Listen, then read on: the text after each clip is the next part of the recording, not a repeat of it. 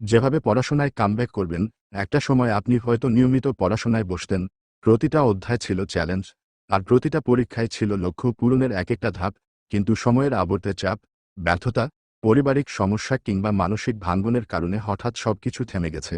আপনি এখন বইয়ের পাতায় চোখ রাখলে অচেনা মনে হয়, আগের মতো মন বসে না, মাথা ভার হয়ে আসে। এটা আপনার একার সমস্যা নয়, এটা এক ধরনের মেন্টাল ব্লক, যা তৈরি হয় দীর্ঘ বিরতি, হতাশা কিংবা আত্মবিশ্বাস হারিয়ে ফেলার কারণে। মস্তিষ্ক তখন ভুল বুঝে নেয় এবং আপনি ভাবতে থাকেন যে আমি আর পারব না। কিন্তু আপনি কি জানেন, আপনার ভেতরে যেই শক্তি আছে সেটা আজও হারায়নি। আপনি আগেও পারতেন, এখনও পারবেন। শুধু দরকার একটা ট্রাইগার, একটা মানসিক আলোড়ন, যেটা আপনাকে আবার তুলে ধরবে।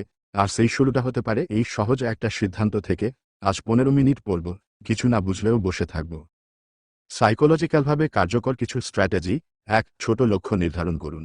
বড় স্বপ্নের কথা মাথায় না এনে ছোট ছোট কাজকে গুরুত্ব দিন। আজ একটি পৃষ্ঠা, কাল দুটো। ছোট জয়গুলো আপনার মস্তিষ্কে ডোপামিন রিলিজ করে, যা আপনাকে পড়াশোনার প্রতি আসক্ত করে তোলে। 2, রিওয়ার্ড সিস্টেম তৈরি করুন। 1 ঘন্টা পড়ার পর নিজের পছন্দের গান শোনা, 10 মিনিট সোশ্যাল মিডিয়া বা প্রিয় খাবার খাওয়ার অনুমতি দিন নিজেকে। এতে মস্তিষ্ক বোঝে মেহনতের ফল আছে, তবে সেলফ কন্ট্রোল রাখারও প্রয়োজন আছে। খেয়াল রাখবেন 10 মিনিটের বিরতি যেন 1 ঘন্টায় পরিণত না হয়। 3, সেলফ টক বা আত্ম উৎসাহ। আমি পারব, আমি আবার শুরু করছি।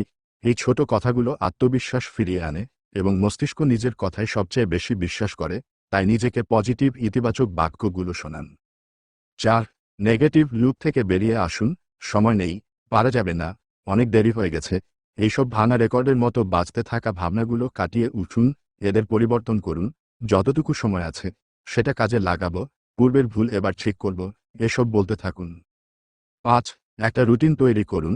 আপনার জীবনযাত্রার সাথে মানানসই একটা সাপ্তাহিক প্ল্যান করুন। শুধু বানিয়ে রাখবেন না, দেয়ালে টানিয়ে রাখুন, মোবাইলে সেট করুন। মনে রাখবেন, রুটিন বানানোটা সহজ কিন্তু মেনটেন করাটা কঠিন, আর কঠিন কাজ করার জন্য চ্যালেঞ্জ নিতে হয়, তাই নিজেই নিজেকে চ্যালেঞ্জ দিন। শেষ কথা, ব্যর্থতা কখনোই চূড়ান্ত নয়, বরং হাল ছেড়ে দেওয়া চূড়ান্ত। আপনি পড়াশোনা ছেড়ে দিয়েছেন মানে আপনি হেরে গেছেন না, আপনি বিরতি নিয়েছিলেন এবং এখন কামব্যাক করার সময়। আজ হোক আপনার নতুন যাত্রার প্রথম দিন। একটা সিদ্ধান্ত নিন, মস্তিষ্ককে চ্যালেঞ্জ করুন, সময়কে নিজের পক্ষে নিয়ে আসুন। আপনি পারবেন।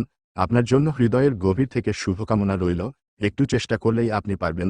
মনে রাখবেন, মোবাইলের বিকাশ অ্যাকাউন্ট খোলার চেয়ে মেধার বিকাশ ঘটানোটা অতি জরুরি।